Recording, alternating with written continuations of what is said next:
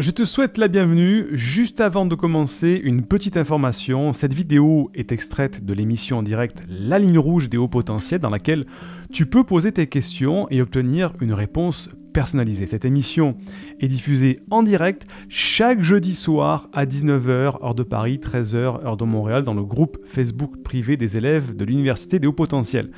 Si tu ne fais pas encore partie de ce groupe d'entraide et de bienveillance, tu peux y accéder en devenant élève de l'université. Pour cela, il te suffit juste de télécharger une première formation offerte dans le cadre de cette campagne de sensibilisation au haut potentiel. Le lien se trouve en description de cette vidéo ou en description du podcast. C'est tout simple, tu m'indiques à quelle adresse je dois t'envoyer la formation et tu la reçois tout de suite.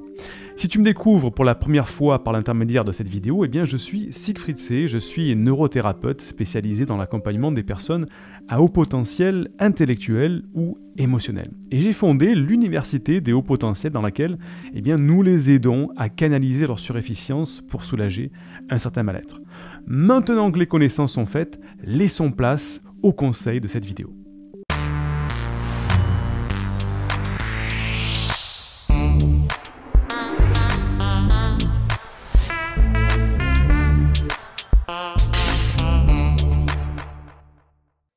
Alors, prochaine question de Hélène qui nous dit « Bonjour Siegfried, merci pour ta proposition. Un sujet qui me préoccupe. » Alors, la proposition, c'est de pouvoir laisser des questions, j'imagine.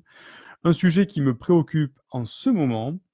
Quel lien entre haut potentiel et impression de déjà-vu très répétitive, entre haut potentiel et rêve prémonitoire, entre haut potentiel et le fait de savoir à l'avance sur que tel événement allait se passer? 3 questions, oui, mais elles me semblent liées. Merci à toi, Hélène, qui doit passer son test Vice une fois terminé le confinement. Super, Hélène. Déjà, félicitations de travailler sur toi-même, d'investir sur toi-même. C'est le meilleur investissement que tu puisses faire, de te découvrir ton mode de fonctionnement. Donc, pour répondre à ta question, Hélène, donc tu as 3 questions. Haut potentiel et impression de déjà vu. Haut potentiel et rêve prémonitoire. Et haut potentiel et le fait de savoir à l'avance qu'un événement va se passer. Donc, il y a 2 univers dans lesquels on pourrait répondre, l'univers du paranormal et l'univers de la neurologie, de neurosciences.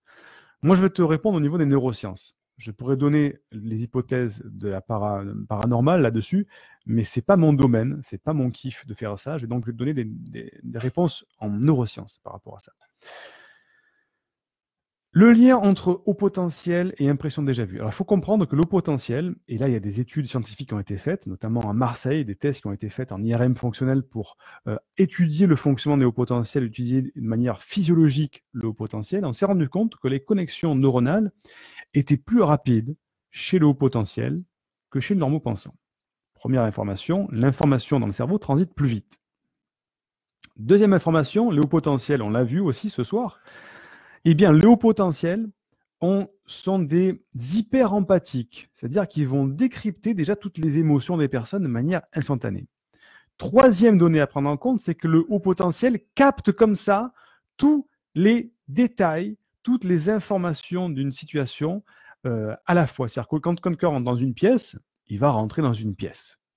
Un haut potentiel, quand il rentre dans une pièce, il va rentrer, il va de suite voir le tableau, la chaise, le stylo posé sur la table, la petite sonnette à l'entrée, le bouquet, le petit mot. Il va tout voir, il va tout prendre. Il faut savoir que notre cerveau a un filtre, on appelle ça le système automatique réticulé, un filtre qui filtre toutes ces informations-là.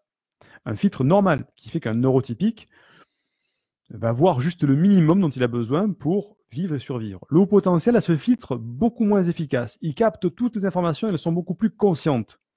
Donc, ce qui fait, quand on prend en compte ces 3 informations-là, et que tu me poses la question, est-ce qu'il y a un lien entre haut potentiel et impression déjà vue, entre haut potentiel et rêve prémonitoire, et entre haut potentiel et le fait de savoir à l'avance que tel événement va se passer, eh bien, au niveau de la neuroscience, c'est de la précognition, c'est-à-dire c'est récupérer énormément d'informations, les traiter de manière quasiment instantanée et avoir une réponse qui n'est pas une réponse consciente, qui est une réponse émotionnelle. Et c'est là où c'est un petit peu plus complexe, c'est-à-dire qu'on a une réponse émotionnelle dans notre cerveau qui vient, on sait qu'il va y avoir quelque chose, mais on ne sait pas quoi. Et quand ça arrive, on se dit, mais je le savais que ça allait se passer, ça. Parce qu'en fait, l'émotion a eu l'information, en traitant toutes ces informations, plus rapidement, et après, L'intellect arrive en deuxième position et donc va rationaliser tout ça en disant « Ah oui, mais ça y est, c'est exactement ce que j'avais comme pressentiment de ce qui allait se passer. » Et ça va se retrouver donc dans la précognition, dans les rêves prémonitoires, parce que la nuit, notre inconscient libère tout et donc va faire un bilan de ce qui s'est passé dans la journée. Et si effectivement, la veille, tu as croisé une personne qui n'était pas contente, tu as croisé telle information aux médias, tu as croisé, et toutes ces informations se croisent et ton cerveau hyperactif fait la liaison et modélise tout ça un petit peu comme on fait en météorologie. En météorologie, comment on fait pour prédire le temps? Eh bien, pendant des années, ils accumulent les informations sur le mouvement des masses d'air, des nuages, etc. Et on sait maintenant que quand telle masse d'air arrive comme ça du sud, qu'il y a tel mouvement par là, quelle température ici, eh bien, il va y avoir de la pluie. Et l'eau potentielle fait la même chose, mais avec les événements. Il accumule plein d'informations, et il va avoir l'impression que c'est de la précognition, c'est de la prémonition, que c'est du paranormal, mais en fait, il a traité plein d'informations, et il les a modélisées, synthétisées, et il les voit parfois comme rêve prémonitoire la nuit, avec une impression de savoir que ça va se passer, ou alors cette impression de déjà-vu.